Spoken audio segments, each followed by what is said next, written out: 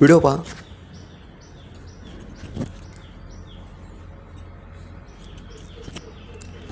आज 7-8 दिवसापासून हा आपण व्हिडिओ पाहत असाल, परंतु पुन्हा एकदा याच्यावर आपण एक नजर टाकू. सर्वप्रथम केतन या मुलाची ओळख करून देताना सांगेन की साधन संपन्न श्रीमंत रती महारथी अब्जोपती बापाचा एकुलता एक मुलगा केतन, ज्याचा विवाहसुद्धा स्वतःच्या आईवडिलांच्या मर्जीनुसार सिया नावाच्या मुलीसोबत होणार होता. आता व्हिडिओ पाहिल्याच्यानंतर केतनच्या नजरेमध्ये डोळ्यामध्ये साफ सिया नावाच्या मुलीविषयी किती आदर, आपुलकी, प्रेम, सहकार्य, सहानुभूती आपल्याला दिसून येते. सिया नावाच्या मुलीच्या बोलण्यात, तिच्या आवाजात, तिच्या कंठात द्वेष, मत्सर, राग, मोह, लोभ ह्या अधर्मी गोष्टी दिसून येतात. कदाचित केतन नावाच्या मुलाला त्या कळून आल्या नसतील. तो तिच्या प्रेमामध्ये इतका आंधळा झाला की सुद्धा त्यांनी गमावली. आज खरं पाहिलं तर केतन नावाच्या मुलाचा सिया नावाच्या मुलीनं अगदी गोड बोलून काटा काढला. 400 फूट उंचीवरून त्याला ढकलण्यात आलं हे आपल्याला दिसून येतं.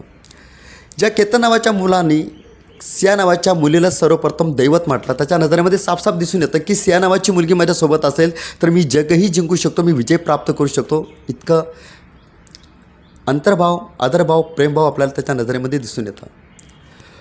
आज सर्वप्रथम ज्या सिया नावाच्या मुलीला केतन नावाच्या मुलानं साथीदार समजलं, जोडीदार समजलं, काय समजावं? मित्र समजावं की मित्राच्या रूपातून एखादा कातिल समजावं की दुश्मन समजावं, हा मोठा प्रश्न आहे. म्हणून या ठिकाणी मनावं वाटतं की दोस्ती की तरानी लगती है, दुश्मनी का पता नहीं चलता, कौन किस वक्त वार कर बैठे, कौन किस वक्त 400 फीट की ऊंचाई से ढकेल दे, कुछ किसी का पता नहीं चलता.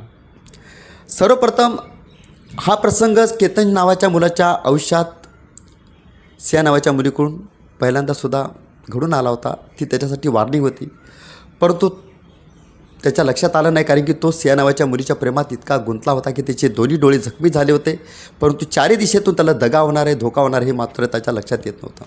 म्हणून या ठिकाणी मला असं वाटतं, आँखों ने किया जख्मी, आँखों ने किया जख्मी, धोखा हुआ चारों से, आँखों ने किया जख्मी, धोखा हुआ चारों से, आँखों ने किया जख्मी, धोखा हुआ चारों से, हम दिल तो लगा बैठे दिल तोडने वालों से. एक वेळेस विषारी सापासंग दोस्ती केलेली परवडते. एकदा दोष करतो जीवन संपतो, परंतु सातत्याने दोष करणाऱ्या माणसासंग दूरच राहिलेलं बरं. Thanks lot.